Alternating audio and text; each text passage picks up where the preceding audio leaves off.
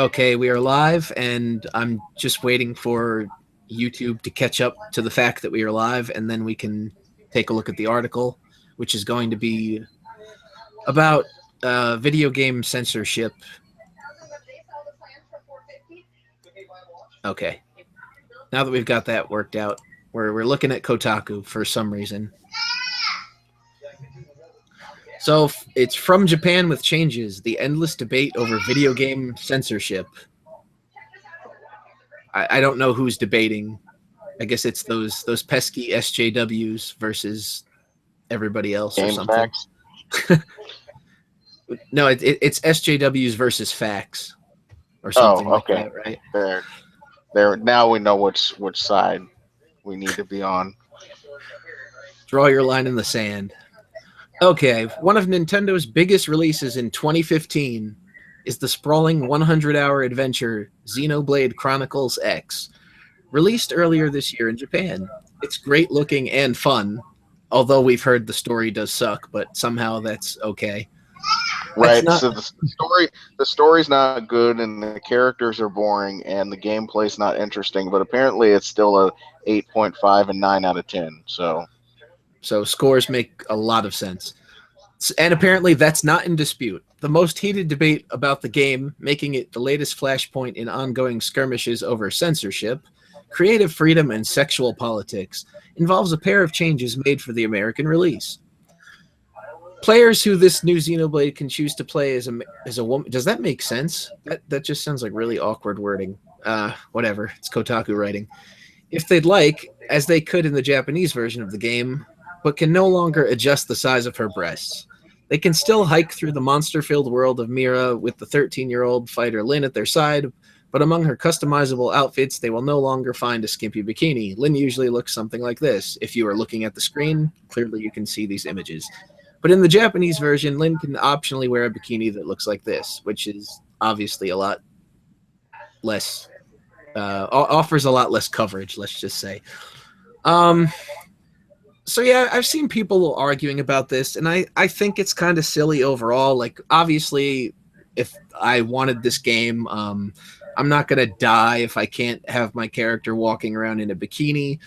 But it's silly because you're talking about a 13-year-old video game character that doesn't really exist.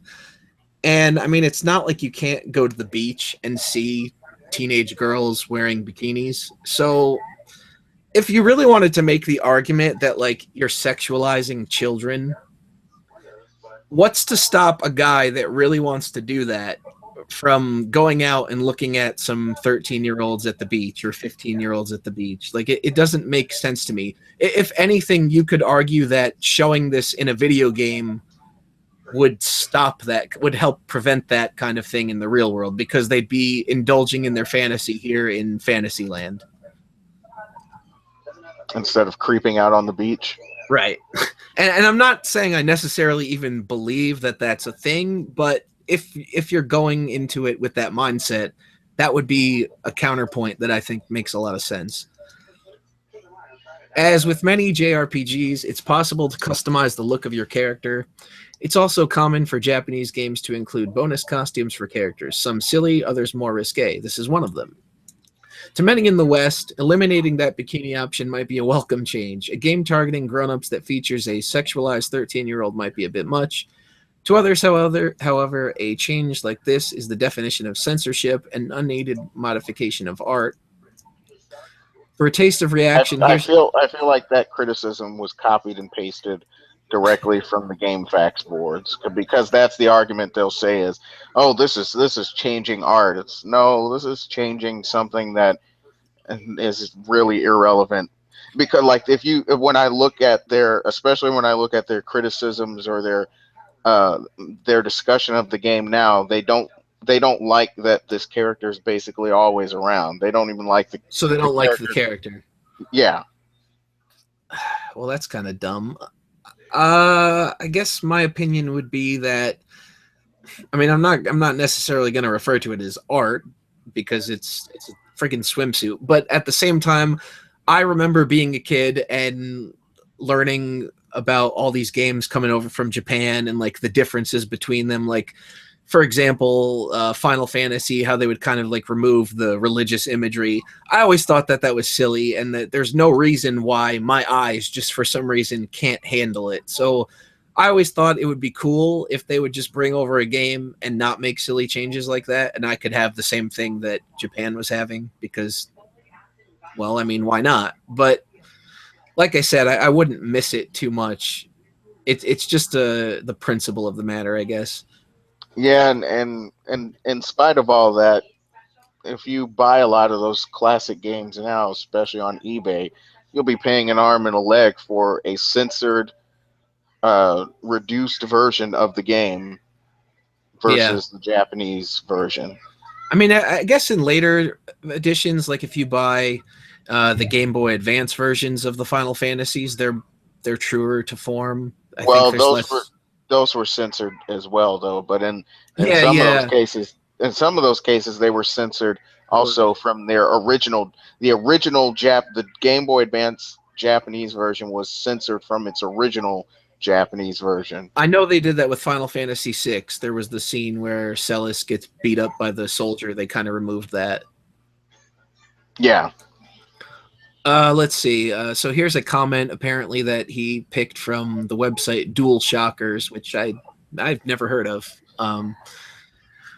Well, Nintendo, you just lost 2 sales. I'll be getting both these games, Xenoblade and Fatal Frame, secondhand. Yes, I live in the region where they will both be getting retail releases. I'm not going to support you censoring games, especially when your competition, Sony and Microsoft, does not. Keep this shit up and you will loose me as a customer for good. It really bugs me when. Woman, woman, thou art loosed. Um, I can understand the whole like vote with your wallet thing, but at the same time, he's kind of doing it in a roundabout way. He's like, "Oh yeah, I'm still gonna I'm buy still these going to buy the games." game. I'm just not going to give you a profit. Well, I voted with my wallet too by not purchasing this game because of how awful the prequel was. So Xenoblade Chronicles X is one of several games that's central to an ongoing internet argument about the artistic, social, and commercial merits of changing games as they are sold on the other sides of an ocean. What's common among these games is that they come from Japan, and the details changed involve female characters' sex appeal. They're also part of a larger continuum of games changed from region to region. Sometimes to cut religious references, just kind of like in real life when they have to take down the nativity scene, sometimes yeah. to cut violence. These days, the debates about sex are at the fore as the discussion of how women are presented in games has gained traction in the West, thanks to people that have nothing better to do than find issues to take issue with. The creators of these games, did you have something? No, I was going to say the people that make issues out of non-issues. Yeah. The creators of these games have largely kept quiet, leaving most of the arguing to fans and critics. The company making many of these changes lately, Nintendo, has said very little about it. Okay, so that's an interesting way to word it, leaving most of the arguing to fans and critics. So does that mean like that people that criticize it aren't actually fans? And therefore their opinion would kind of be irrelevant anyway, considering they're not going to purchase the game? Or Well, I could be I think nitpicking. when they say critics, they also mean reviewers. I guess that's fair too. Although presenting it as a contrast to fans, it could be either or, but um, yeah, I could see it as the position of leaving fans and reviewers of the game to argue about it. But as we know, reviewers hardly argue about anything. They just block you on the comments section, or they talk about logical fallacies or something. Caught in the middle of this are gaming's translation referees, localizers, the people who work on translating and, at times, rewriting games for their new audience. Outside of Japan, and especially right now, you have one loud segment of the market saying the artistic integrity of the game is more important than the feelings of the people playing it, said localizer Brian Gray, who worked in-house at Square Enix. He was the lead translator on the Kingdom Hearts games before opening his own studio. And the other segment is saying games have no integrity unless they respect the feelings of people playing them. As a translator, it's kind of a terrifying debate to be in the middle of because someone is going to be upset no matter what choice you make. Uh, In fact, there was something cut from one of the Kingdom Hearts games. I can't remember what it is, but it was Daisy doing something to Donald, and apparently that was offensive. Was it Uh, also the penis tower in the Little Mermaid section? oh, if only that section were there, but I don't remember much because I've only played one game, and I will probably leave it at just that one game. See, now I just feel like this is a weird thing about uh, more important than the feelings of the people playing it, or games have no integrity unless they respect the feelings of people playing them. How can a game respect people's feelings? Because no matter what you put in your game, somewhere, someone in the world is going to find an issue to take with it. You're never going to make absolutely everybody happy. So at what point do you stop and say, okay, this is where the line is? So if somebody gets mad, it's not on us anymore. I mean, if you keep doing that, you're going to dumb things down to the point where nothing is fun anymore, and it just like trips over itself trying so hard not to make anybody mad. So it's going to be Undertale. Because everybody loves that now. Yeah. Uh, it's just so weird to me because I feel like if somebody is truly offended by something, they're not going to go out of their way to go buy it. I don't remember ever being offended by a video game, though. I've been disappointed by video games, but never just outright like my feelings have been hurt by this game. Yeah, like they're especially the cliche of JRPGs in the PS1 era, even despite the fact that they all pretty much had the same plot device of, oh, you're here's a religion and it's secretly evil and you have to defeat the god because the god is evil. That thing got annoying after a while, just because it felt like there was no such thing as a creative team anymore. It was just a Xerox machine where they crossed out a couple of names and and changed them to something else. They have their archetype set and they just rename the characters for each game. Right, but that doesn't mean that Breath of Fire 3 and 4 and the Lunar series didn't have any form of integrity. I mean, I enjoyed those games, but like I said, at some point it becomes just a cliche. But that's not going to that like you said, that's going to be more of a disappointment than me taking offense. Right. And now that you mentioned the Lunar games, I guess that's a good example of a situation where they kind of like they rewrote some things to make it appeal more to a Western audience. And while some of it would like take you out of the fantasy aspect of it, I think at the same time they did a decent job at throwing in some humor that could appeal to people in the States. Yeah, I mean that's the whole basis of localization, and I used to not really like how working designs did their translations, because that's I mean they would just shoehorn a lot of those jokes in, and it's like, okay, yeah, we get it. Jerking off, great stuff, guys. Choking chickens, yeah. I watch Rocco's Modern Life too. We get it. I mean, the only one where they were really tame was Ark the Lad, and of course, I suppose it's not a coincidence that that's probably the one that I like the most. Well, that and probably their last game, Growlancer Generations, they were pretty tame on the localization, and they kept it tasteful, in my Right. opinion. The internet blew up recently because of a single comment on Dead or Alive's official Facebook page. The comment suggested Dead or Alive Extreme, a sexy fantasy spin-off of the fighting game, wouldn't come over to the West because of how many issues with regard to how to treat female in video game industry. I guess he directly quoted the badly translated comment.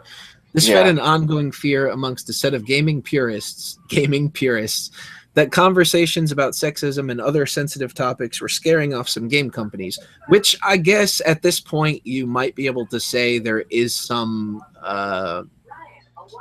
legitimacy to, because there was another quote from a guy from Sony, and he mentioned something about differences between the East and West and the way certain things are portrayed. So they are actually paying attention to an extent. And I think that could be bad because it could put it back to the way that it used to be where in the 90s where they kind of went out of their way to where censor certain things that were where just instead silly. instead of people dying, they fell and just didn't get back up. Yeah, it's like we had that time in the 90s. We got through it. Things started to like turn around for the better. And now it's like it went too far. So now we're coming full circle to go backwards. But that's progress somehow. But that was also reflective of a time period when it was not it wasn't socially acceptable to play video games. That is true. Now it's like, everybody and their mother plays video games. Right. And that's the good thing is that back then it was you were a fag if you played video games, or you were gay because Yeah. You didn't like the girls. You paid attention to video games, or you weren't on the football team. You were at home playing Super Mario Brothers or something. right, right, playing Super Mario Brothers, or playing a game about a female NYPD detective going around uh, and going around and defeating transformed monsters is somehow equivalent of licking on penises. Let's just ignore the fact that in American football, you tackle other men and often slap them on the behind as a form of praise. But who's keeping track? Okay, so and though I and take found group showers. yeah, there you go. Though I found no evidence of a coordinated effort to campaign against Dead or Alive Oh, he Extreme's said he found release. no evidence. Yep, no evidence, lack of evidence.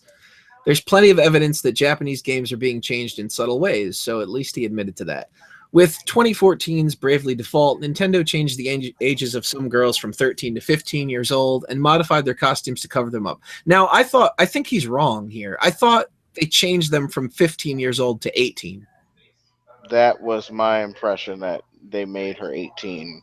Yeah, so this is like I think this is so stupid. I mean, come on, they're just alternate costumes. This is not once again, it's not something I'm gonna miss, but it's stupid to change it like the girl in the bottom left hand corner here. She looks less like a video game character and more like Tess Holiday. Yeah, she looks a couple of pounds lighter, but Yeah, uh, and I don't think she scammed anybody. But yeah, I mean, this is I to didn't. me it's childish because it's like, all right, you're changing it just to change it. Like you're changing the idea. Okay, yes, you added a little bit of coverage to the characters' bodies, but these are still the same characters. All you did was change their imaginary age to 18. Their age isn't even relevant to the story of the game. And plus, these are like super deformed character designs. What real person looks like this? Yeah, I mean, nobody says anything about going back to Ark the Lad. Nobody said anything about the fact that Ark was, what, 16, and his love interest was 18 in the first game. So, but I mean, apparently, he's just asking for it, even though that in our society that would qualify as statutory rape. He was just asking for it because he's a man, and so that's all that men ever care about. Of course. In Fatal Frame, Maiden of Blackwater, lingerie bonus costumes were removed. Uh, I know what they like. I think in place of these removed Fatal Frame costumes, they put in like Zero Suit Samus and something else. So I mean, that's kind of cool that they put something else in, but it's silly that they just removed him in the first place. I mean, if you want to replay your game in wearing lingerie, whatever, do what you want. Most recently, it's rumored that Bravely Second and Lair was altered with a Native American costume removed in favor of a cowboy outfit. We can guess it was changed to avoid criticisms of cultural appropriation. Look no further than debate over NFL's Washington Redskins. But since Nintendo didn't respond to my request for comment, I can't say for certain. So it's okay to appropriate cowboy culture if that's a thing, but you can't wear a Native American costume. Noted. So please disregard my playthrough of Mega Man 6. That never happened. These kinds of edits have been going on for decades, and it's possible we're just noticing more of them now thanks to the every watchful. I thought it was supposed to be ever watchful. Eye of the crowd-powered internet. Kotaku's Jason Schreier wrote a piece in 2013 railing against some older changes, like 1990's Super Nintendo role-playing game Earthbound's change of the game's bars to cafes. I also remember that in Final Fantasy. When Yeah, games are released in different regions, it's not as simple as slapping the text through Google Translate and calling it a day, although sometimes in the NES days it did seem like they did that. Language is nuanced, with words and phrases taking on different meanings depending on where they're said. Speed, for example, translates to fart in Swedish. Okay. That's why we have that experts. that's not a good example at all. All he did was just give an English word and then oh, Yeah, and that literally means something else. That doesn't work in Japanese. There's I right. mean this is journalistic laziness, but Right. You that don't say kawaii in in English and it means well something. I mean unless you're an idiot. Right. It's up to the localizer or localization team to guide a game from one language to another, trying to preserve the integrity of the game along the way. Uh, here's kind of an interesting one. The ideal localization walks a fine line, said longtime localizer Alex Smith, who's worked on Final Fantasy X, Phoenix Wright, and others. It's subtle and intended to reproduce the game's experience as faithfully as possible in the new language. So, if not changing something in the English version of the game would result in a lesser or otherwise altered experience for the English speaking gamer, that's grounds for localizing whatever the problem is. Localization changes can be tricky. When Smith was helping translate Final Fantasy X, there was an internal debate about Yuna's final words to Titus or Titus. I hate It saying doesn't matter. Titus though. In Japanese, Yuna says arigato. Plainly translated, this means thanks. And yet, Yeah, said Smith, I don't I think there's so many people out there that wouldn't know that, but yeah, okay. right. Arigato has connotations that go beyond the phrasebook definition of thanks. This is the part that I thought was a little bit interesting. Literally meaning there was much difficulty. It The doesn't word mean that. encompasses a sense of shared experience. Yeah, that's why I kind of wanted you here, just because I thought that this was a little bit weird. I've never heard of this. If the patriarch of a family was on his deathbed, looking up at his children and grandchildren, the word he might say in Japanese is arigato. It has the weight and finality in this case that we associate with the words "I love you" in English. The phrase "I love you" hadn't been uttered in a Final Fantasy game before. I can't really think of it. I guess. What about Final Fantasy VI? Didn't Rachel say that to Locke? What did she say? I thought she did tell him that she loved him. I could be I mistaken. I vaguely remember yes, and I'm almost certain that the way that the Japanese language has some different using his terms different weights for saying that, Yeah, and that's what I remember hearing. Like it one means kind of like it means like, and then the actual "I love you" is rarely used or used more sparingly than it is here. yeah, so it's usually the middle one, which really just means like I really like you, and Mm-hmm. that's what they use. But I mean, a lot of languages have that kind of nuance. Spanish does as well. You would never say you love anything. The Greek, especially ancient Greek, has several different ways of describing different types of love. And going back to what thank you means, it it doesn't really. It's kind of hard to explain, but it was like difficulty having or it there's not really something that you can cleanly translate, but it wouldn't really sound. I see how they would say that, but um, it doesn't really mean there was difficulty. It would mean something kind of like that, but literally it's hard to make sense of it. But I mean that's the same thing of Portuguese. The Portuguese way of saying thank you it came from something else. It came from a complete sentence that used to mean something else, but they stopped saying that complete sentence and they just say the one word. But that one word, if I'm not mistaken, means something like thankful or I'm obligated to you. Mm-hmm. And in this case it's the same implication, I think, where it's saying like, okay, I'm you. It's this is like, oh, you've done something for me, but people usually don't write. Um, they don't write the Japanese word for thank you in kanji, so the meaning is lost, and also the word for difficulty, the kanji they use for difficulty is never it's almost never transliterated to this. It's transliterated to something different altogether. So it's one of those words where it probably had that meaning early on, and that's why localization is so important, especially with Japanese language uh, games, is that there's so many words that have a literal interpretation, but because of their use and context, the the contextual or connotative meaning is what really carries on instead of the whatever it literally translated to. Like the word for magic is a big word. That's why in the case of Final Fantasy VI, there's so many different ways that if you play the English version, you won't know the subtle differences that if you play the Japanese version of that game, you would see. There are different words trying to describe the same thing. Like the Magitech armors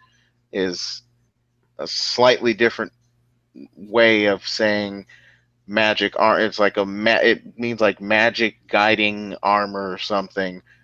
And Terra's everybody's magic command is just magic, but then Terra's job class, which they don't have in the Super Nintendo version, was called like it, I think they would translate it to like mage warrior, but it's like it's the same word in Magitech, so it would be like Magitech, Magit soldier or something. It's just it gets really complicated, but the literal meaning is like evil guiding, and the literal word for magic is evil way. Right. So really, it's It's the same like the what is it, the front, like Dragon Ball Z is a good example, like the Majins and the Piccolo Daimao, or yep. those were like Demon King so and so, but those same words are also used in the word for magic. Okay. So, that's why trying to make an argument about what something means literally just it doesn't add a lot of value, because the context, which never matters, changes over. Right. So the context of the situation helps determine which way the word is translated. Bro, if you see the word and if it's a made up word, like the made up word they use for Terra's class and Magitech, they're made up words, but it's a Mhm. common word used in Final Fantasy games. It's been made up since the first one, um, because the original Black Mage was called like Kuro Majutsushi, and that was Majutsu is that's another thing. Like jutsu means skill, like evil skill, but it's like a magic practitioner or something like that. And then when they upgraded, they became Madoshi, which that's Mado is the word that they use commonly in Final Fantasy games, and that's the word they use for Magitech and Okay. for Terra's class. But if you were to look those words up in a dictionary, they won't be the right kanji. So if you do find an entry, it might not be the right one. Uh, well, there's one dictionary that has it, but in the old ones they didn't have it. But some of them translate to like evil ways or sorcery, and then like the Madoshi now is translated to sorcerer or mage, but back then it wasn't necessarily there. But because now it's been used in Final Fantasy games, they now have a definition for it. But at some point it didn't make any sense. It was just something that they put together, and if you had to know the context, even in Dragon Quest games, they had Maho Tsukai, which literally means magic user, but that was the wizard class in that game. Okay. All right. So hopefully you people took notes on that because that was actually something of interest. All right. So basically the moral of this story here is that this Smith guy, he changed the scene to say "I love you" in English, but he actually consulted it with the original scriptwriter for Final Fantasy X, and they approved the pitch. So obviously, the creator was the original, scriptwriter was okay with that. So therefore, it's an acceptable change. Yeah, I mean, I mean, it could have been the case that maybe they pulled a Funimation where they didn't say anything Mm-hmm. and they added something Just like because, felt the silence. yeah, because I can't. I think I played some games recently, and I looked at the Japanese version, and I don't think there was nearly as much explanation or dialogue as what they had in another version. I want to say it was E6 where this happened, and but I started seeing cases where they were filling the silence Yeah, that's in a kind of in a obnoxious. text based RPG, no less, but or not text based, but a textual RPG. I've had to back down on other changes in other games because the dev team wasn't so open minded, said Smith. So, not every localization decision takes place in such an ideal environment, but that doesn't mean localizers shouldn't try. But with Xenoblade Chronicles X and Bravely Default, we're talking about 13-year-olds girls sexualized for an audience who, generally speaking, is much older than 13. It's not hard to suggest most people find that creepy, but by changing those details, have you altered the art?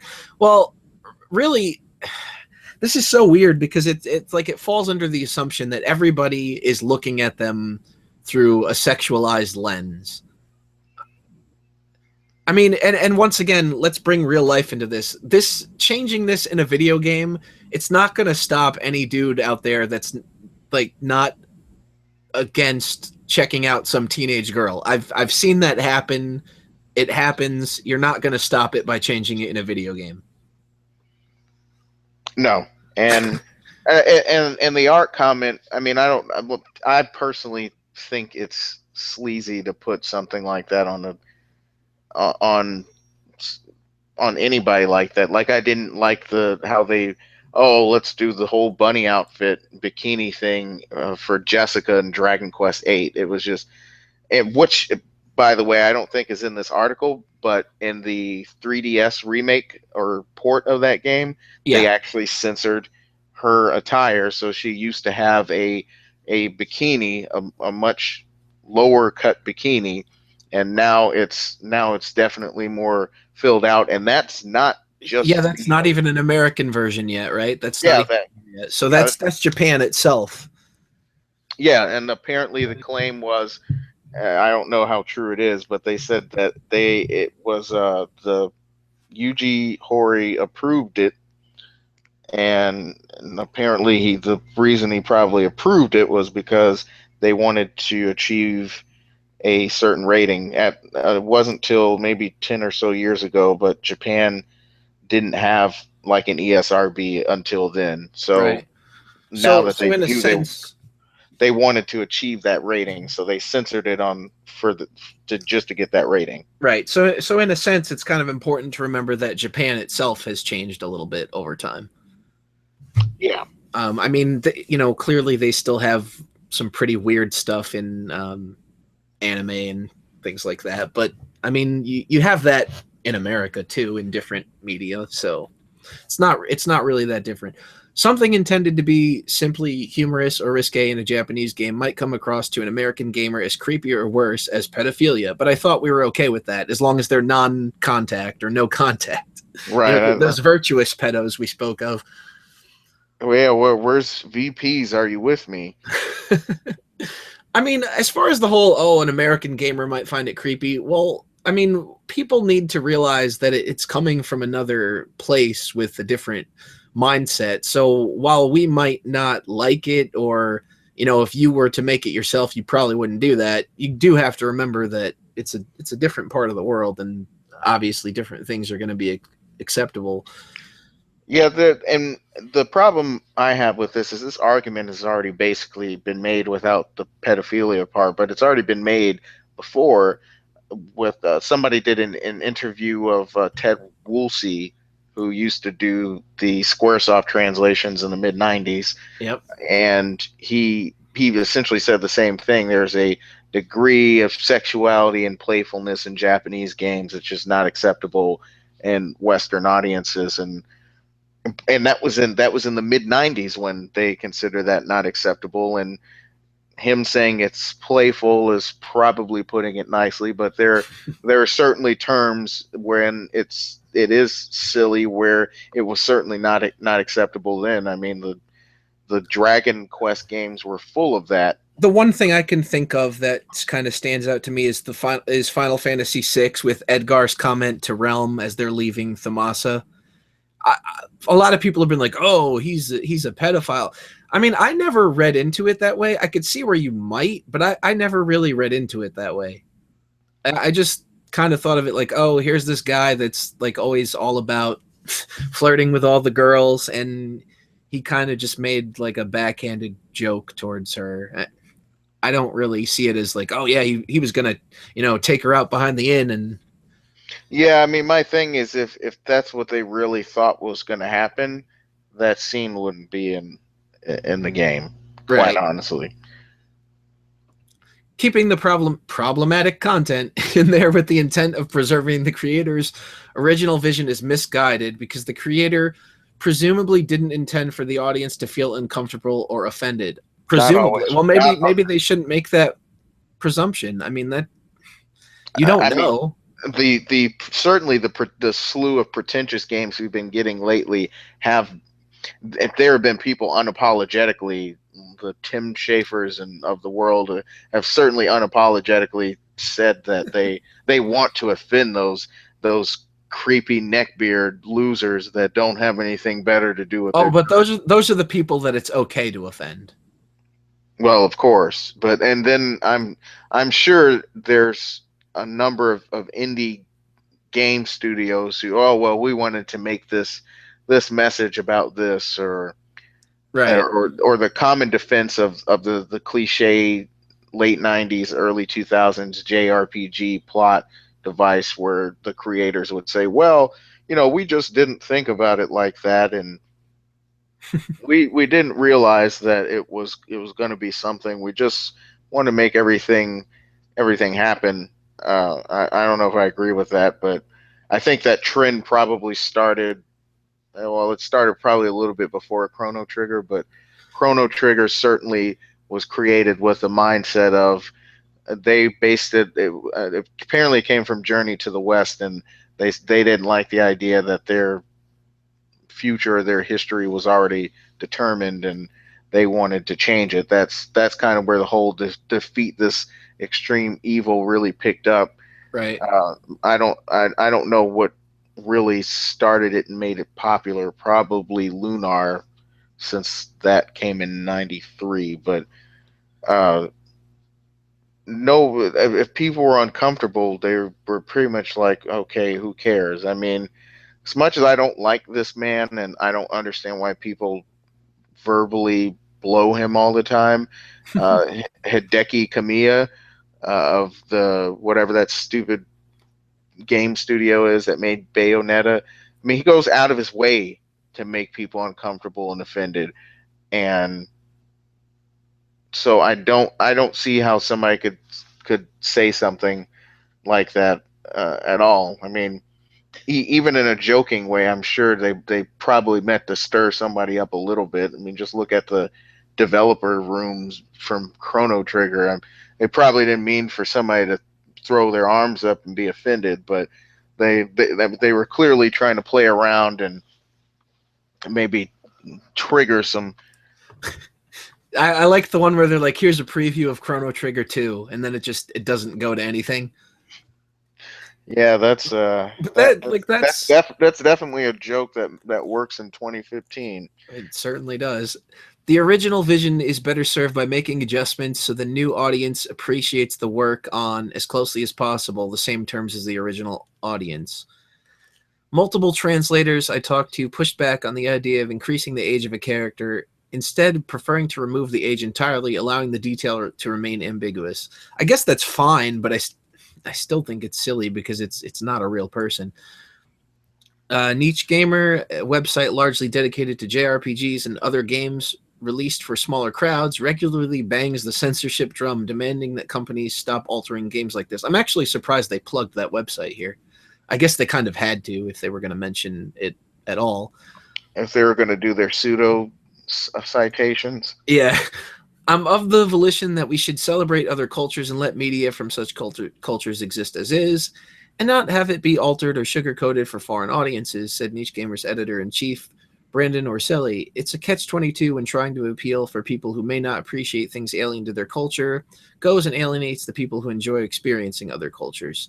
That's kind of true. And I mean, the thing is, wouldn't you, rather than having something change to suit you and your worldview or the worldview of your country, wouldn't you want to be open to like experiencing what something is like in a different part of the world, even if it's only through a video game? But people are kind of already do that picking and choosing as it is. Yeah, I can think of older things in history. I can think of older books where there's certain types of old literature that people don't accept and always want to bang the logic and reason drum every time somebody brings that particular book up. And then there's other things, there's like Greek tragedies and Greek stories that nobody clearly, can get enough of. right, and they clearly show a different time period of things that may not be acceptable now, and they just say, oh well, that's just how it was in ancient Greece. Yeah, I don't think that I don't agree with. I don't think they should pick and choose. Like, if they're going to do that, they should do it across the board, obviously. But it's just Well, there. interesting I to mean, but me. it's in that instance, it's obvious why they're picking and choosing. Yeah, I mean, it's just interesting to me that you have people that will say things like, "Oh, we need to be more open-minded to other cultures and stuff," and yet you have the almost sometimes the same people saying, "Oh, well, we can't have that in this video game because of this," and it's just like it doesn't line up. But I guess Well, consistency isn't really a strong. I think part of that is the much like the comic, and I would say to a big extent, comic books seem to have kind of gotten around this, Mhm. uh, because probably due to how marginalized they are now. I mean, comic books are nowhere near as popular as they were decades ago, and so now it's totally acceptable to have a mature or a comic where the audience is adult, and everybody be okay with that because many people don't know it exists.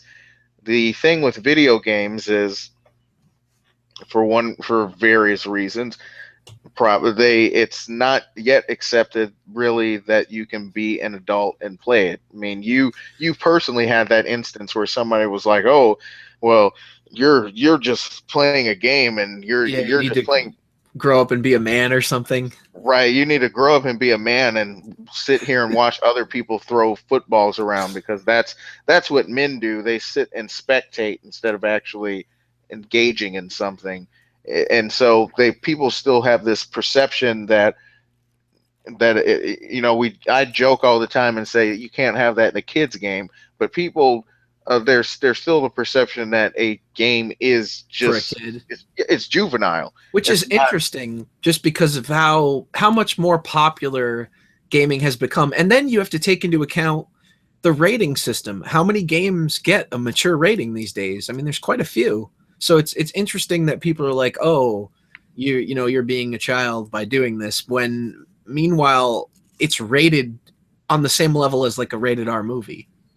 Yeah, but I mean, even some of those M-rated games, they cut stuff back on. Like, in a classic example is Silent Hill 2, where the main character is, he's having a flashback and he performs a mercy killing on his wife, basically, and the U.S. version censors that, and around the same time in Breath of Fire 4, which was not M-rated, it was T-rated, but there was a part where the main villain, he gets stabbed by a weapon and he basically goes berserk at that point, and he cuts the guy's head off.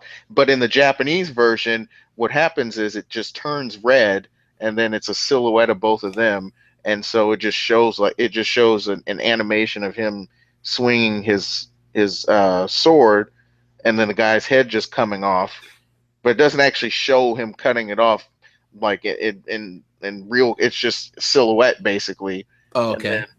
then but they cut that part out and they just fade to black instead in the U.S. version. And then there was another part where Ryu is he accidentally grabs one of the characters' breasts, and they keep that particular part in the U.S. version. That they cut out of the game is the part where she makes a comment after he does it or after he realizes what he did. So that's kind of the other things where it's like they acknowledge that there's mature ratings and teen ratings, but they still think that if you do any little thing in a video game, it gets much more scrutiny than a rated R movie will get. And if certain Netflix documentaries to be believed, everybody's oppressed if they get NC-17 ratings and have to cut their stuff to get R rating. I didn't much like that documentary because they had a point and they veered off that point with halfway through the movie, and they went into something else that had nothing to do with NC-17. Uh, but the I think that's a large part of the problem is that it's hard for people to reconcile that okay, a video game is something that an adult can enjoy, but at the same time, I thought this was for kids because I'm pretty sure not in the 70s, but perhaps in the 80s or 90s, that's when that connotation came full force that this was a toy that you just play with this and then you grow up and you sit by a TV and get fat and drink beer and watch people throw balls around all over the place instead. All right, then, I guess.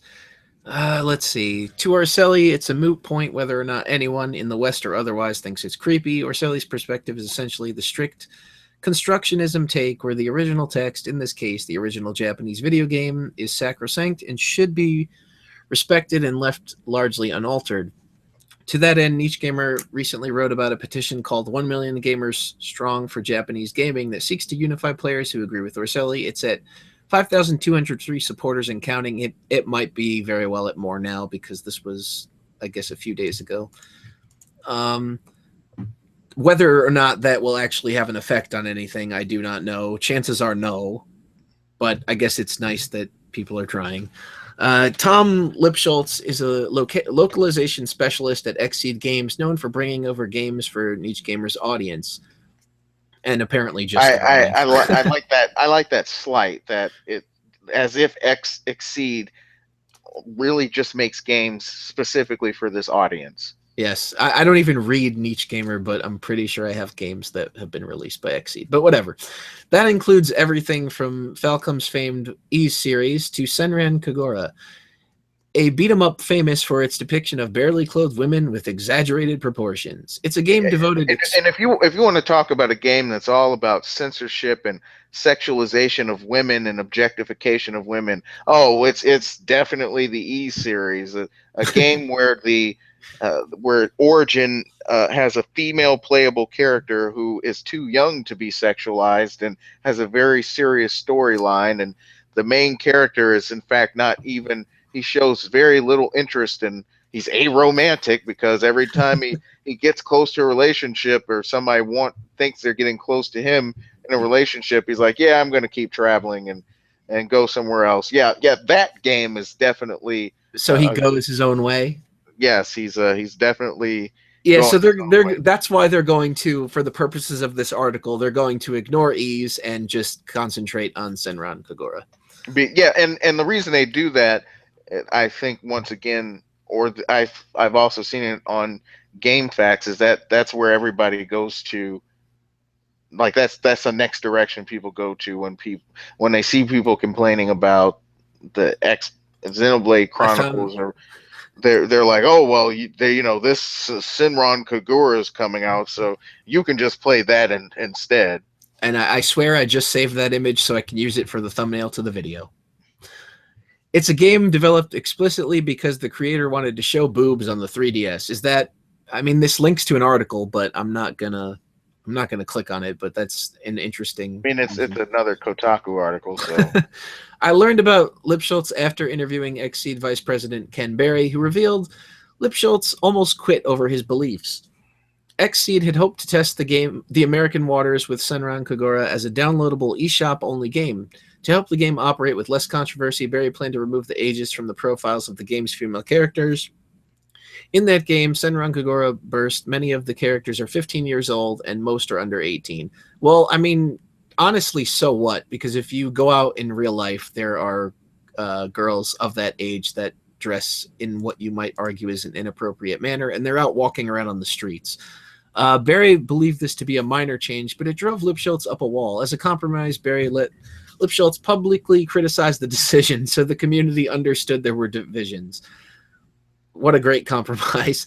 Lipschultz told me he wasn't against removing the ages, but altering them. One changes a game's plot, the other doesn't. Senran Kagura Burst is, at its heart, a coming-of-age story, said Lipschultz, so changing a 15-year-old to an 18-year-old would suddenly recontextualize a lot of character actions and motivations, turning characters who come across as well-meaning but young and inexperienced into characters who simply come across as immature and misguided.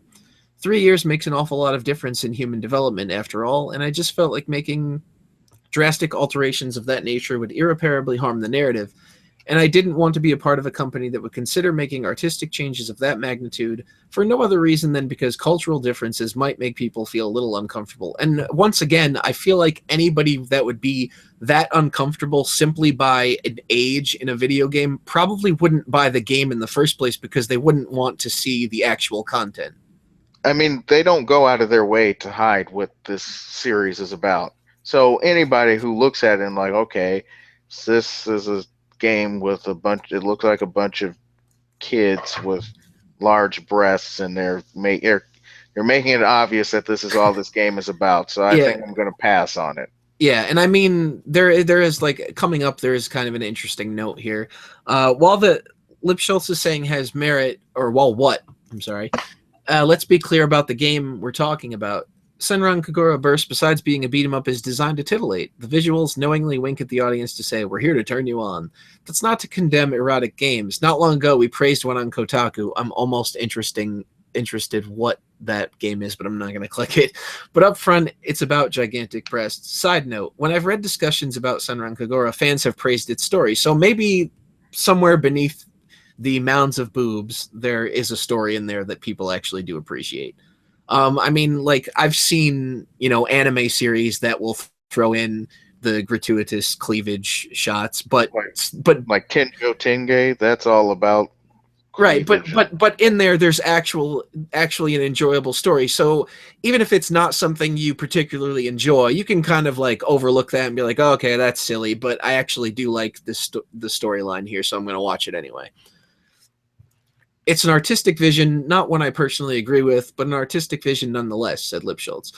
And I don't think it's right for us to say that's going too far, because when we do, we set a precedent for others to follow, and others may be just a little bit more conservative, drawing their lines in the sand a little farther up than you did, and then others will follow their example, but draw their lines in the sand even farther up. Yeah, I mean, you do see that happen, so I can't really argue too much with that. Well, here goes the next. Yeah, this is beautiful. On the message board NeoGAF, Lipschultz took his argument further, suggesting the age of virtual characters doesn't matter and that you could even consider a fictional character's age based on the year the character was first drawn. That is funny. Okay, there's no such thing as underage when it comes to art. These characters are pixels on a screen, not people. Even of-age characters are, in actuality, less than a year old when most of us see them. And on the flip side, characters who have been around for a long time, like Lisa Simpson, are in their 20s. The age the character is given in continuity is just a number. It's not representative of anything real. If these were real people, yes, I'd agree it's something that cannot stand, but they're not, and that makes all the difference in the world. Yes, having an imagination and realizing the difference between fantasy and reality is very important when it comes to fiction.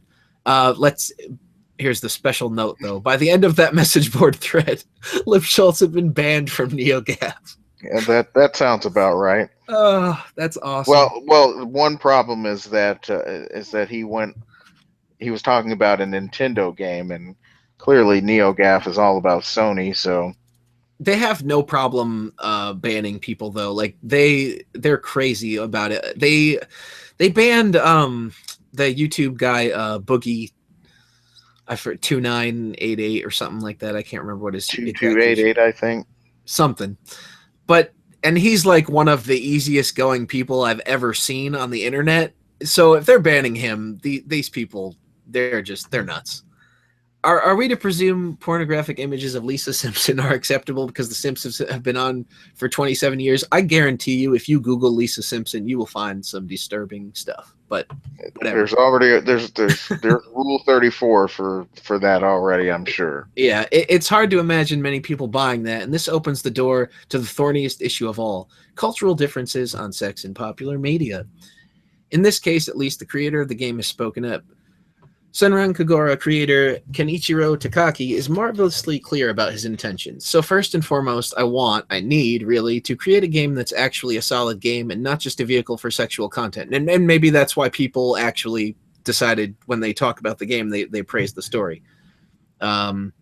I didn't want to make a half-assed game with cute girls fighting and their clothes ripping off for no reason just because it's visually pleasing. I wanted there to be a reason. There's already Strip Fighter 2, so we don't need this. There you go.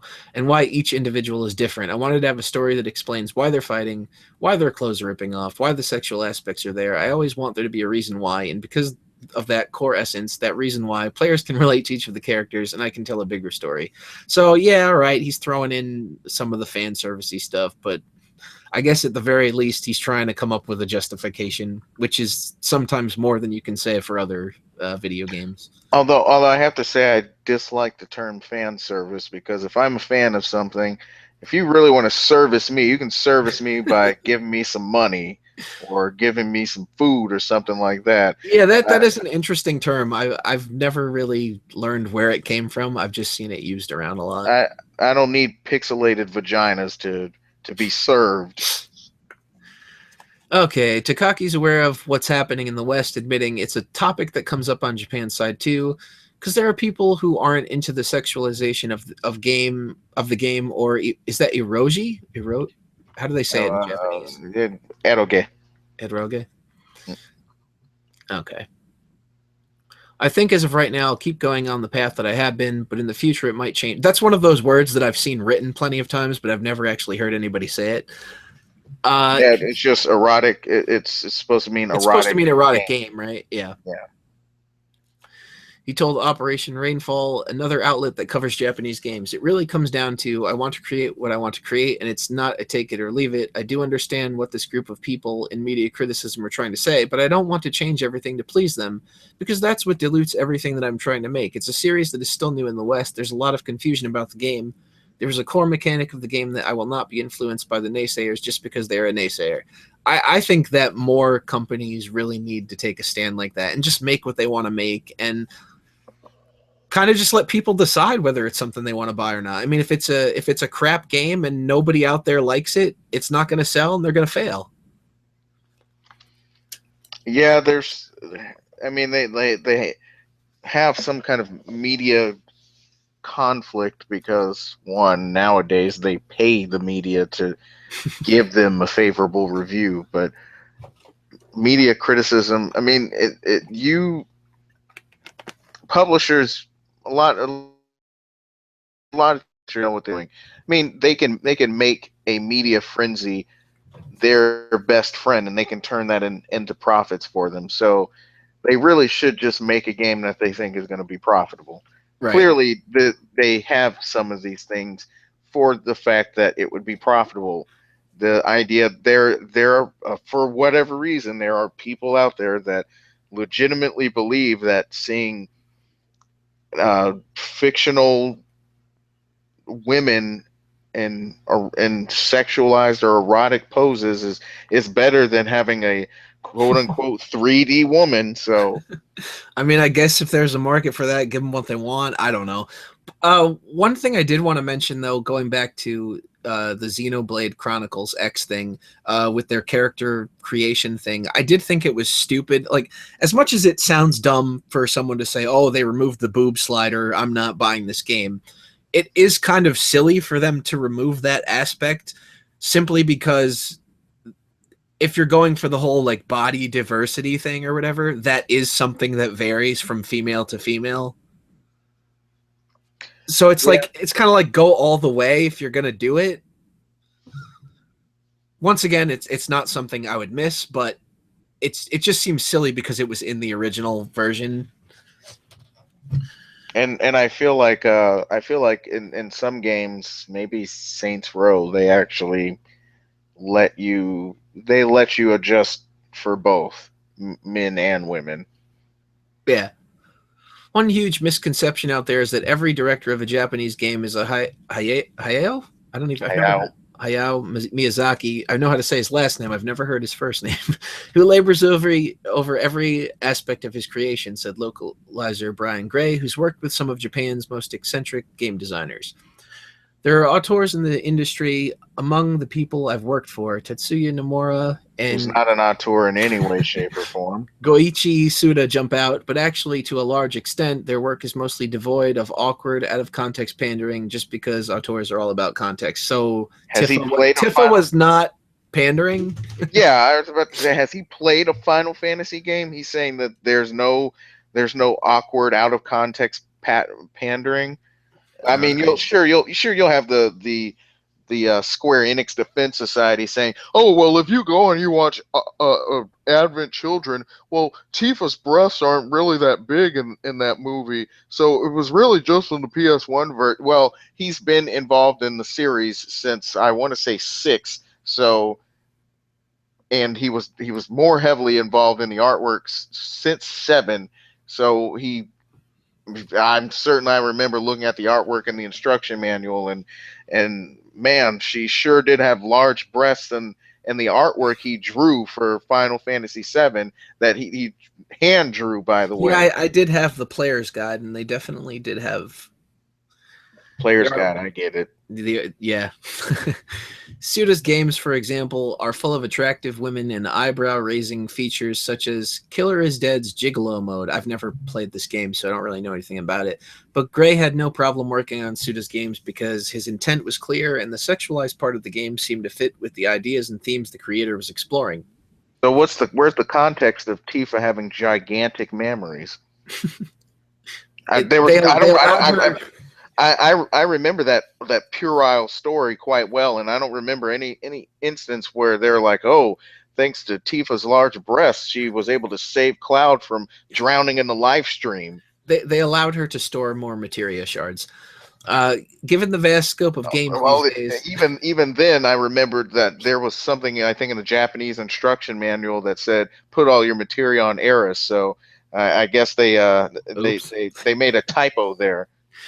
that's not true of every single one, which can lead to the unexpected outfits or ages that raise eyebrows and questions about how integral they are to the game's artistic purity. For every auteur title, there are 9 more titles that are helmed by directors who are more like sports coaches, said Gray. I think this part, I remember reading this the other day, and I think it's a little stupid, but we'll get into that. They don't create every single piece of content. Some of them don't even look at every piece of content. They delegate, and those are the titles where you run across things that feel out of place, like they ought to be reconsidered. Now, maybe I'll go on a little bit further before I touch on that. When it comes to sexualized content, he tries to figure out where exactly it came from. Because, you can know just by looking. Is it the director or is it Horny McHornhorn over there, over in the corner, said Gray.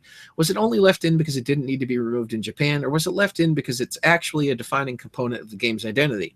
I don't mean to imply that these directors don't have vision, because they do, but if their products are so big that no one person can ultimately even look at it all, then of course you're going to find some strange things that out on the fringes of that universe that might not look or not might be what they intended to make it all. That's kind of like, who does he think he is to decide whose contribution to the project is like less important? I feel like it's kind of overstepping a boundary and sort of making a justification for it. It's like, oh, well, it wasn't the director, but it was still somebody on the development team, and you're basically like trying to say, oh, well, this feels out of place to me, so their work is irrelevant. I'm just gonna hit the delete key on my keyboard and get rid of all their stuff. I don't know, that's S class arrogance to me. Yeah, I mean, come on now. What do you know about a game's identity that you didn't create? Oh, let's see, not too much more. What bothers fans, and to be honest, what also bothers me, is Nintendo's continued silence on the issue, which makes it hard to tell just what is going on with the small changes being made to games like Xenoblade Chronicles X and who is calling the shots. Well, Nintendo's always kind of been notorious, though, for making these kinds of changes, right? I mean, That was that was their thing back in the 90s. that was part of the quote unquote Nintendo seal of quality. Right. In response to this story, Nintendo would only give the vaguest of statements. I love this. Different regions make different localization choices based on a variety of factors, said a company spokesman. That's like one of those sentences where they just like jumble a bunch of words together to make it sound like they said something much more important than what they actually said. Because that tells you absolutely nothing. Who doesn't realize that on their own? The company refuses to discuss the changes or announce them ahead of time. In the absence of any rational explanation, perhaps they should check the rationalists. Desperation can lead to conspiracy theories. All right. See, I have a problem with this, and the media loves to do this because they do this with Apple too. But the minute the minute Apple drops anything, it Mm-hmm. doesn't matter if and they drop a lot of useless products that somehow people conveniently forget a few months later, and then somehow they cranked out the best device ever, and that's exactly what they did with the iPad. Everybody was like, "Well, what am I going to do with this?" And all of a sudden, it becomes the greatest innovation of Apple yet. And Apple is the same way, where they don't really discuss changes, and there's only, I mean, they announce things kind of when they want to make a big deal about it, but they're usually very secretive. And everybody, this same media conglomerate here will be very playful in the fact that Apple is basically saying, yeah, we have stuff, and we're not going to tell you anything about what we're doing until we feel like it.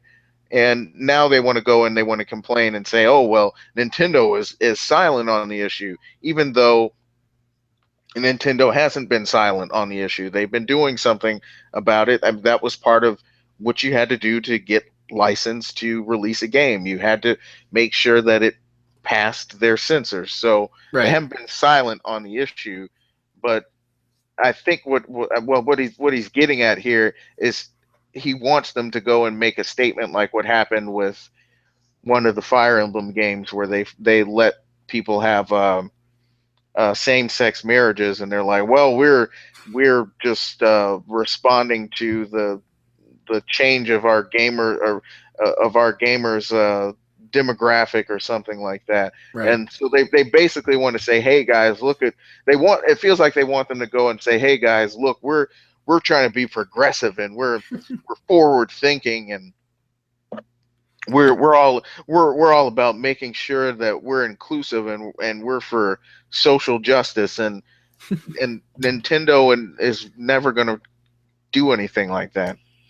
I mean, even they'll only do it when after they've already made the announcement. They only did that with Fire Emblem after they made the announcement of it. Back in the '90s, when Sega, when they were doing their Genesis campaign, they were what Tumblr would call today as being ableist. They were insulting. They were using blindness to insult people, and Nintendo came back and said, "Oh well, Nintendo is inclusive of all people, and you don't need to, it doesn't matter if you have disabilities." But that was the only time that they really went out and made a statement like that, when they were basically trying to get people to buy Super Nintendos. Right. And it's also a way of making their opponent look like an ass. Right. Allison Rapp is a product marketing specialist in Nintendo's Treehouse division. Though the Treehouse is commonly referred to as Nintendo's internal localization teams, these days its responsibilities are far broader. Rapp is one of the many who work at Treehouse, and despite zero evidence suggesting that she's been involved in the localization of Xenoblade Chronicles X, let alone influenced its content changes, it hasn't stopped some from viewing her as an enemy. It's unclear how or when Rapp became a target, She's been with Nintendo over 2 years, a very long time. The most Note how vitriolic. they haven't cited any source about how people apparently have uh, deemed her the enemy at They're, all. I think they're getting there, unfortunately. The most vitriolic discussions happen within places like 4chan, where threads are regularly deleted. Yes, Anonymous Central, where you can never identify anybody to know who it is that's saying this shit. Why And, rap on a website where they constantly berate any figure in within any video game company. I mean, they they they certainly don't stop at. They're not just picking on her. They'll go Yeah, after anybody, even if they have nothing to do with anything. right. I mean, anonymous boards are notorious for shit talking because they're anonymous. Why rap's a target is more clear. She's an outspoken, oh god, she's an outspoken woman with progressive leaning politics who fits into that narrative that social justice warriors are leading to the censorship of games. An 8chan thread from earlier this year. I am so shocked that they linked to an 8chan thread that was started after rap. Well, I guess it's to make them look bad, so maybe I'm not so surprised. That was started after Rap had appeared on one of Nintendo's E3 live streams, featured a group of people worried Rap would infect Nintendo of America. They found reasons to dislike her. You guys are fucking slowpokes if you're only catching on to shit now. Allison Rapp used the word mansplaining in last year's E3 conference during the Hyrule Warrior segment. I mean, if she actually did that, that's pretty stupid. I mean, that's never a term I'm going to take seriously. Has a Tumblr, describes herself as some gender queer bullshit. Posted screen caps of Half Chan V lusting after her last year in an attempt to cry mahogany, which I assume is cute for misogyny. Tumblr diss, check. Mocking queerness, check. Problem with gender issues, check. Where'd the problem with gender issues come in? But what, because they mocked misogyny? Or was that the gender queer? The gender queer. Which is a term that makes absolutely no sense, but once again, we'll treat it like it's legitimate because it's the progressive thing to do. When it was clear Xenoblade Chronicles... So wait, so I have to stop because now we have to go back up because they're saying he was going and saying I don't get why they've been lashing out against this person.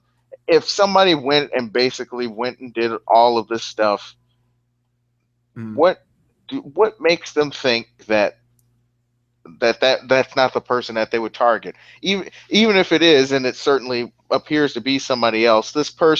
If this person is going and using these terms, or worse, if this person is making herself sound like she's out to enact progress. And yeah, I feel like it's one of those people that is, I mean, he did refer to as outspoken, so I feel like she's one of those people that brings it the criticism towards herself because she's putting her opinions out there in a public place. I mean, clearly you put your opinions out there, you're going to get something in return. That's just the way it works. You're not above criticism. Unless you work at Kotaku, apparently. Yes. When it was clear Xenoblade Chronicles X would see changes in the US, it didn't take long for Rap to get connected. A misguided conspiracy that's gone on for months. Again, while there's no evidence Rap had anything to do with Nintendo's decision, she became a boogeyman. Let's hold it before we know who it actually was rather than just pointing fingers at one person. Nah, who am I kidding? Burn the witch. Some went as far as writing up a wildly unsuccessful petition to have her fired. Once again, I think that's a stupid thing, just like the whole racists getting fired Tumblr thing. It's basically the same, just from the opposing side. Rap still works at Nintendo. When I contacted her last week, Rap explained she hadn't worked on Xenoblade Chronicles X. In fact, she doesn't work with the localization team, period. So, I guess why did they hire her? Yeah, I don't know. It's impossible to know if Rap would have avoided becoming a villain if Nintendo was more forthcoming about localization changes, but other publishers err on the side of transparency. Earlier this year, Atlas was faced with erotic RPG Dungeon Travelers 2 getting an adults-only rating, which would make it largely unsellable in America. The ESRB, the group that rates video games in the US, asked them to make 4 cuts to secure a mature rating. Such ratings distinctions are important because retailers and platform holders won't stock adult-only games. That's kind of interesting. No stores will do it. I mean, I Well, imagine just like the big ones, right? Like Walmart or something like that. now they big They ones especially won't do it, Yeah, but they the, obviously wouldn't. it was the same argument they were making in that documentary I mentioned about the NC-17 rating, Yeah. basically saying that there are very few theaters that would actually display the movie, and that's why there were so many people out, so many directors crying oppression over an NC. I mean, they made stupid stuff up about why it was too, and um, if you like some of the other things you've covered in streams, like the whole women orgasm thing, they Oh, claim geez. that is part of what can get you an NC-17 rating, or I have just heard that. some garbage like that, and so so a lot of them will go and they'll whine oppression and censorship when they get that NC-17 rating, and same thing with the adults only rating. It's I I mean, mean, I think that's the only niche stores or maybe adult stores would sell the game. right. But GameStop and Walmart and all that, where most of the sales would come from, they take it off the shelves. I mean, I could kind of understand that. For a store like GameStop, though, I feel like they could kind of do a behind the counter offer type thing. Like, okay, somebody you have to specifically go up to the counter and ask them, and they pull it out from the back, and you show your ID or whatever. I feel like that would be a workaround for that. Obviously, I don't know if it's something they'll ever do or ever be interested in doing, considering adult only rated games I think are hardly ever even released. I mean, Yeah, and that's why. yeah, Because remember the whole there was Grand Thrill Theft Kill or Auto. something, right? Yeah, but they wanted to do that with Grand Theft Auto San Andreas when they found the hot coffee mod, Oh, and that was the complaint back in 2005, is that it would have destroyed their sales, because then there would be very few places they could sell it at if it were adults only, which is what they changed it to, even though that content was only found through hacking the game. right. Atlas decided it was better to make the cuts than cancel it, but crucially, it issued a press release transparently outlining the changes and even answered my questions about them. Let's see. Dungeon Travelers 2, the Royal Library, and the Monster Seal presented some challenges during the localization process, specifically adapting some of the fan service content to Western sensibilities. Localization by nature requires some changes to be made for content to be understood en masse, which is why Atlas worked closely with developer Aqua Plus to preserve the game's themes and content to its fullest. In order to comply with restrictions set forth by rating boards, Atlas made concessions on just 4 in-game images. On these images, some minor edits were made and approved by the developer to adjust the overt graphics to within acceptable ranges for the game's M rating. Warning: what's featured below could be considered. Okay, well, I guess we can kind of go past it quickly. I don't know if it'll matter, but yeah. Atlas actually consulted with the ESRB prior to submitting. A company representative told me at the time they helped identify which images would be an issue, and we took their feedback to the developer to change the images appropriately. Whether or not you agree with the changes, the alterations were communicated to players. And I mean, obviously, this game is probably for a very specific market, so I get the feeling too many people weren't like outraged over it. And plus, it says, they worked with the original developer to come to a compromise. So I feel like it's not really something that you can bitch about too hard. Yeah, this isn't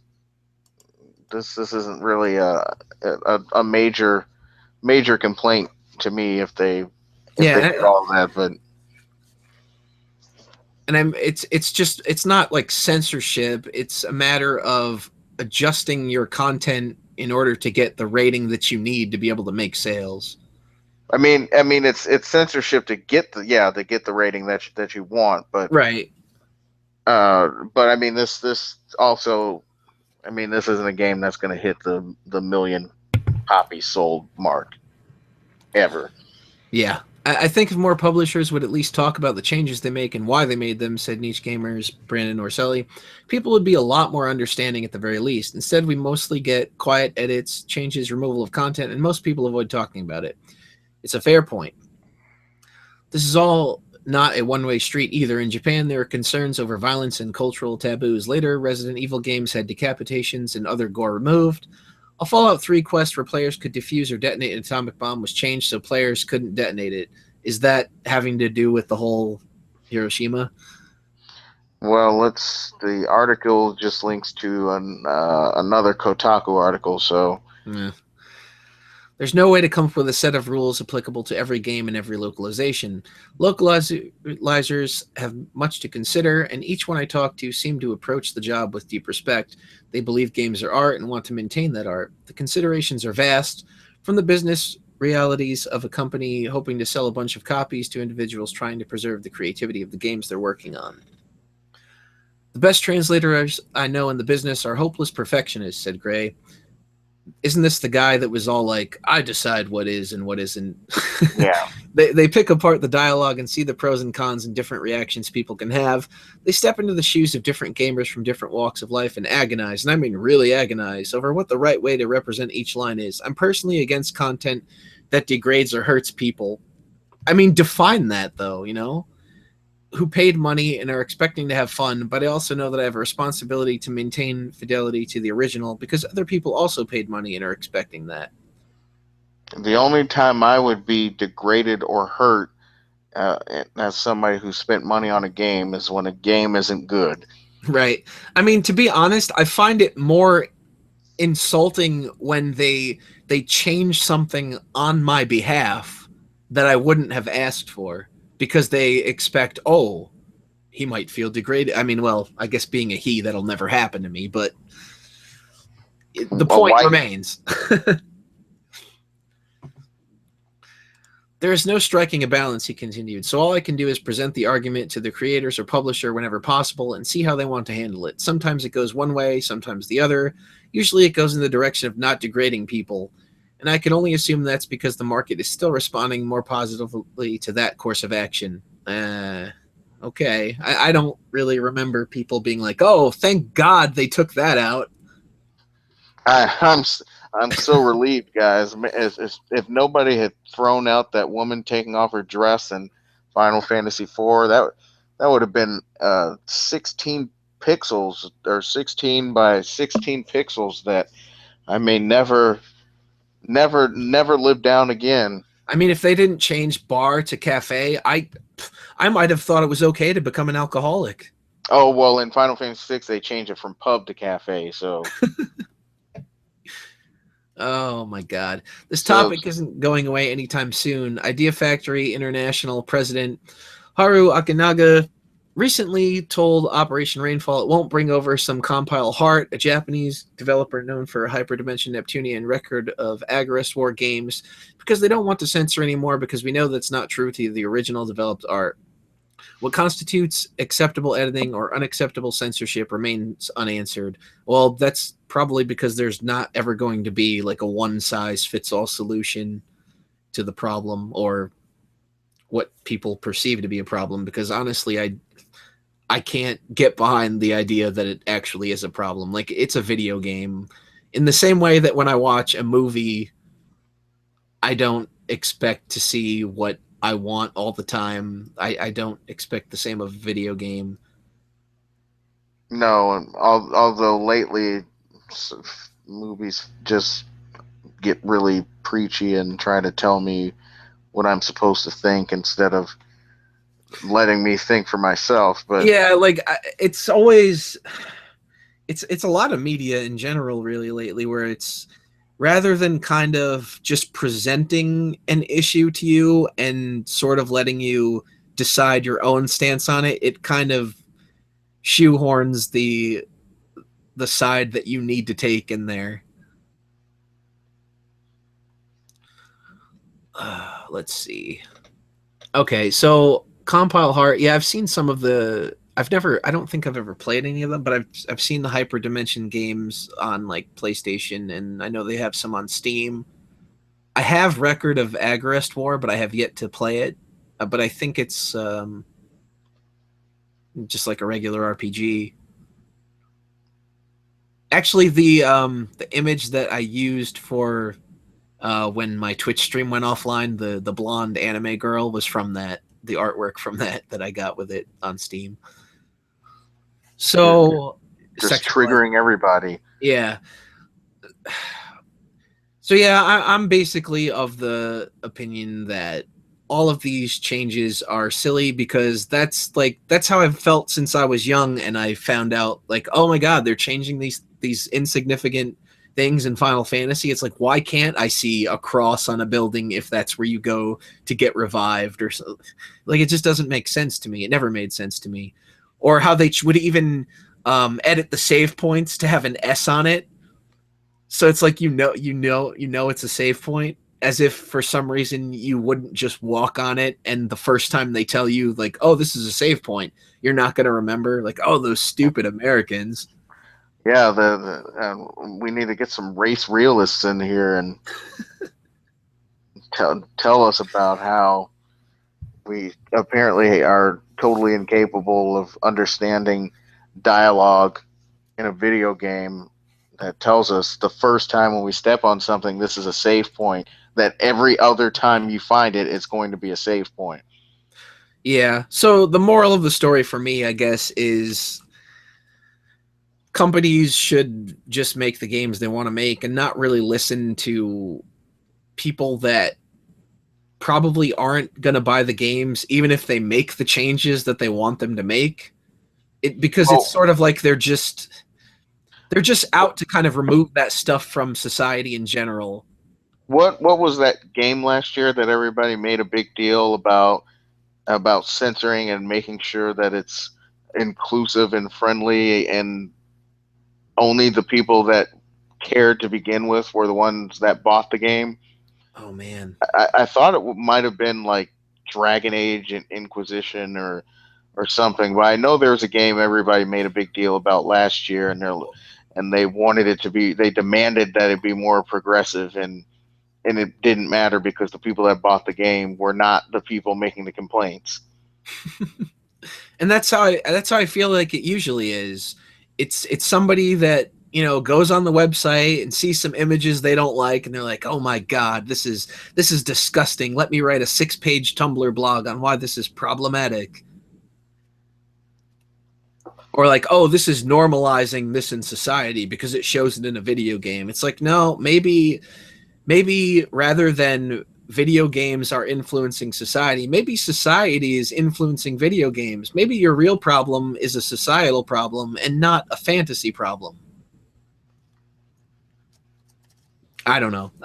To me, the solution is to just let capitalism take control. Like, if people don't like something, they're not going to buy it. If people like something, they're going to buy it, regardless of any criticisms. So that's my final thoughts on the topic. Do you have anything to add? I do not. I will say that the whole thing of censorship in games, particularly the whole "I'm going to tell you what's offensive to you," is what largely led me to study the Japanese language many years ago at this point on my own, because I got tired of somebody telling me what Yeah, what was offensive to me. yeah, and back then that was like almost the only way to do that, really, because you didn't have companies that could get around it, really. I mean, nowadays, well, I guess we're getting less likely, but after the 90s it was more acceptable for things to start being closer to the original version, and now we're kind of like regressing backwards in order to be progressive, which Yes, doesn't make any and sense to me, but that's all right, I guess. I don't get it either, but I will say that that's not a viable option for everybody, and there are a lot of people who obnoxiously say, "Well, if you don't like it, you can just learn Japanese and buy the game." I Yeah, mean it's that's not realistic.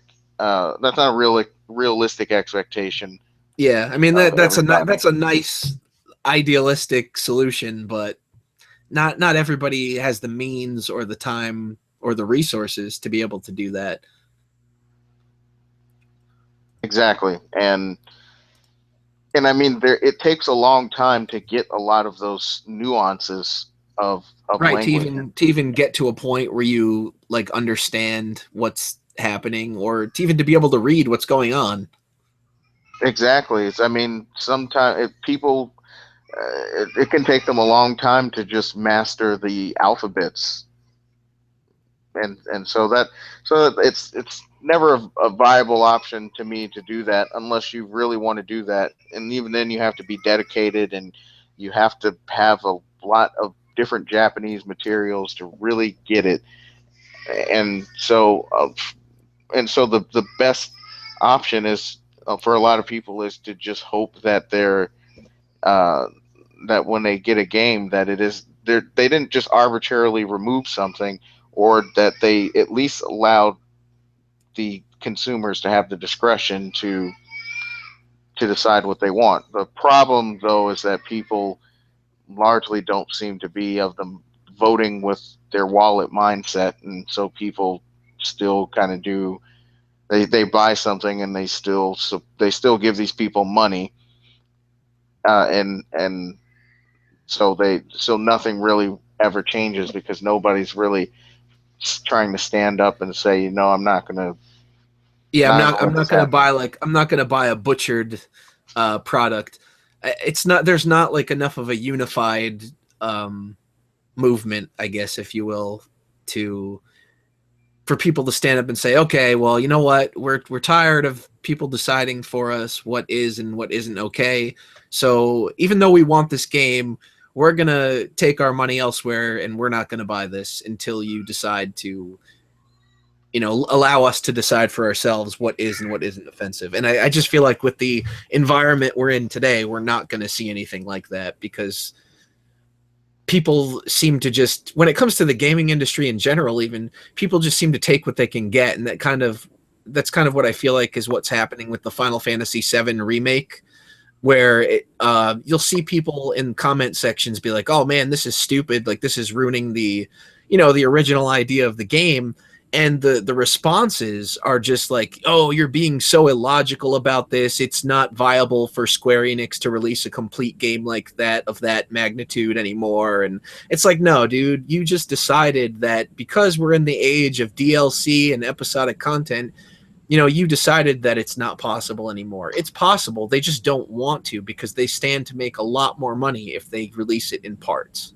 And Right, they can bullshit all they want about, oh, we're doing it so that we can give you as much content as you deserve, but come on. That's not reality. right. There's almost nothing that they really needed to change about the. I mean, they really don't have to do anything except update the graphics. And people, yeah, this is a term that I've never really been able to reconcile, and to the point where I don't even like it a lot of times. Where people say, "Oh, this game didn't age very well." Ugh, A lot of times I don't even know what that means. This isn't wine. This is a video game. right. If a video game is either fun to play or it's not. It's not. Oh well, it doesn't resonate with modern sensibilities. No, it was an NES game where they only had two buttons. Of course, they're not going to be able to map that over easily to a game or to a system that has 10 buttons that you can press on the controller, with the excluding the D-pad. It was an NES game. It had A and B and select and start, or just start on the Famicom, and that was it. So when people say like, "Oh, this," they say that about Final Fantasy VII, but they never really qualify that. So they could easily just update the graphics, and it will still Mm-hmm. sell millions of copies just because it has the words Final Fantasy and Seven on it. Yeah. I mean, at this point, no matter what they do, people are going to buy it. And all the naysayers, they might even buy it too. I just don't feel like anybody's really going to take a stand against it. But I guess that will wrap up this segment. Thank you for everybody who made it through the entirety of this. It was a good discussion, and we'll be back next time. Thanks for watching.